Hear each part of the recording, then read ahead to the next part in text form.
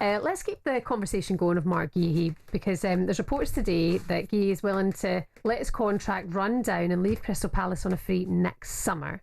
It's believed that Liverpool, Newcastle, even Arsenal are reportedly keeping tabs on Guehi. But this situation of running down your contract, if he's making that decision, if his team are making that decision, how does that look? Well, as I was saying to Ollie beforehand, it's a gamble from a player's point of view if you do get injured, and plus you're losing a lot of money as that year goes on. I think he has to rely on his ability to, if he does stay fit, then he'd still be worth, if not be better than what he is right now. But as I say, it's a gamble because you don't know if he gets an Ollie injury, Ollie Klink injury, or no, a lot worse than that, like an ACL, and he's out for the whole year. Such wood. Is anyone going to touch him when he's been out for a year despite the quality? So it's a gamble, but I think it's a gamble that he should take. I didn't do something similar in terms of sort of intentionally a year off and just sort of turn down contract offers. But when I was at Chelsea, I'm just trying to stay fit in my final year. I kept on getting injured all the time. And then my final year, got into the side, was playing and scoring and made assists, and it went really well. The last game for Chelsea was the 97 Cup final. I just felt at that particular time that Ruud Gullit was going down kind of the foreign route, and when things weren't going well, Chelsea fans will remember, we had Gianluca Vialli on the bench, and so there was Mark Hughes and Gianfranco Zola up front. So when things weren't going right, Luca came off, and there was two or three of us who we were the ones getting taken off, no matter almost how we played. So I just thought, you know what, turn down the offers. Let's just see what happens. Get to the end of the season and review. And then when we were out in Singapore, we were on a post-season tour in Singapore. I got the call to say that Deportivo La Coruña, Bordeaux, and Benfica were interested, and Benfica have come up with a really good offer. Do you want to do it? And I just thought, you know what? Absolutely. What a great opportunity, and I don't regret it at all. I'm gutted I missed the sort of League Cup win and the Winners' Cup win of Chelsea of 98, but I'm also really proud to have played for Benfica and gone abroad, tried to learn the language and the culture. But in terms of Marc Guehi, I mean, it's another level and some on beyond of that. If he does go down this route, choosing to... for the club not to have a transfer fee. Now, I don't necessarily blame him for that. I understand where Liverpool fans are coming from in terms of Trent, and Trent just has to take the criticism. Clearly, he's been learning Spanish for some time. I thought he was excellent when he spoke in his press conference. But if that's the way that you want to go, listen, if things weren't going well, if they weren't playing well, the clubs soon get rid of you or don't play you. It's a ruthless business out there. Managers look after themselves. Clubs look after themselves. Players have to look after themselves as well. If you're talking about loyalty, there's only really the true fan that is truly loyal. But also, if the true fan becomes a player even for his club, and the club's kind of messing him around, always got a chance of earning 4 times the amount of one of the big boys, they'd do the same thing as well, trust me, they would. I think you make a very good point there. On AM, on DAB, via the talkSPORT app and on your smart speaker. talkSPORT. So on the subject of Guehi then, and where he is at Crystal Palace and the job that he's done, do you think if a player expresses that they would like to move on, and maybe people are keen and buying him out of his contract, that they should try and work to facilitate that instead of have a player work down their contract, possibly be a little bit disruptive or not give it 100%? Right. So this is where, I mean, look at Gyökeres and what he's doing. There's rumours that he might go on strike because he wants to go to Arsenal, and Sporting are saying, no, we want a certain amount. This is where I'd side with the club. He signed a contract for a certain period of time. You have to fulfil that contract. And if the club doesn't agree a fee of a buying club to come in, then the player has to do what the club wants.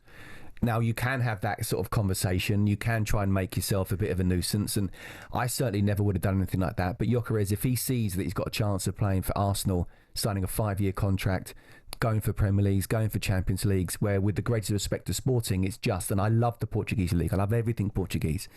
Alex Crook loves everything Portuguese. He sent me pictures earlier. but this is one of the big boys of Europe who are wanting to win everything. So I get it. Now, yeah, but the club, if you can turn around and say, and this is where, again, it's about who has the power. Marc Guehi can turn around and say, okay, well, look, I want to go to this club right now, but I want to make sure that I get enough of a salary or signing on fee. And if you want £50 million from me, I'm not going to get that. So then I'm going to run it down. Mm-hmm. So then there has to come some kind of negotiation. And if you don't come to a compromise, Marc Guehi, he's the one in control now. If he's happy to stay at Palace for another year, live around the Beckenham area. I don't know where he does live, but I know where the training ground is. It's close to me. And he's willing to go to the end of the contract, then absolutely fine. And I'm pretty sure he will give it absolutely everything. So the Palace fans wouldn't need to worry about that. Is that kind of guy? He's a complete professional. Absolutely. Like, but Crystal Palace, I go back to it. Liverpool can afford to let a Trent go and still spend over £100 million on a player. Crystal Palace can't. Mm-hmm. So they're the ones now who have to sort of think about what we're going to do. And do you know what? £40 million, £30 million is better than nothing. Yeah. And then Marc Guehi can still get a lot of money, but it's down to his agent and himself now. If he's not happy with the salary that he can get, and he knows in a year's time he can get 20 million as a signing on fee plus your wages, he's more than entitled to do it. Yeah. But then you're right. It's like, well, if you've not presented yourself at your best, would those offers still be there a year on? It's a gamble. It is. It's a massive gamble. And yet you don't know what's going to happen. No one knows the future, Shebahn. No. Apart from the fact that you're going to be drinking Whispering Angel again pretty time soon. I know that for sure. 6 o'clock, bosh. Okay, let's talk about Trent as well. Yep. Back in action, 8 o'clock tonight. Real Madrid play Mexican side. You say it. Pachuca? Lovely, you say it with the accent. Pachuca. You're going to Mexico soon, aren't you? Podemos hablar español si quieres. Oh, Doen. Yes. What is it, Alan Brazil says? Dos, whatever. Dos cervezas, por favor. How do you think he's going to go on in Madrid, Trent? What did you think of that debut? I did the game, and while it was steady, his passing wasn't his usual brilliant self. And I've got to start by saying I'm a massive Trent fan. I don't think, and he's come out and said it's lazy punditry to say I'm not a good defender. He's improved, but he's still not as good as he could and should be, perhaps. But in terms of on the ball, he is one of the most gifted players this country's ever produced. Players, not just right backs, players. What he does with the ball is absolutely incredible. I wouldn't say he did that the other night. There were a couple of passes he tried to play long, didn't quite work for him. So then where I thought it was really good, and to say I'm proud of him would be wrong, but I'm pleased for him that he didn't then try that Hollywood ball all the time to show what he can do. He kept it simple. If it was on, he'd go for it. If it wasn't, it wasn't. Defending wise, he didn't have a lot to do, to be honest with you, but his passing, his crossing wasn't his usual self, but I think he'll just be pleased he's got his debut out of the way. And I do see him being a hit there. The question is, when Dani Carvajal was 100% fit, this is a guy who has been one of Spain's best right backs ever, who has won multiple Champions Leagues with Real Madrid, and in the big game stands up not just for club but for country. So what is Xabi Alonso going to do? I honestly have no idea. But I think in terms of Trent, if he's given the opportunity, and this is where you need the belief in your manager, if he's got the belief in his manager, I've no doubt it'd be a hit. The question is, he's got to get in the side almost, but at least he's almost in there first, because Dani Carvajal's recovering from an injury. He's not 100% yet. He's travelled, but how many games will he play? So Trent's almost just a little bit ahead of him just because of that fitness aspect. Fascinating to see how the season will go. Yeah, back in action. I wish him all the best. Yeah, no, fair play to him. 8 o'clock tonight, Real Madrid against Pachuca, the Mexican side. Very good. Miss Oasis Palm Beach 2011, by the way. Is that right? Miss Oasis Palm Beach in Mexico. Oh, yeah. Went down in Cancun. Yeah, Guadalajara. I'll be there in a few weeks. Oh, jealous. What's the place in Mexico? Is it Mujeres? Mujeres? I don't know. And honestly, it's like paradise. Go there. Acapulco's nice. Been there. Is it really? Really nice. Going loco? Yeah, absolutely. I bet you've sung that one as well. A few times.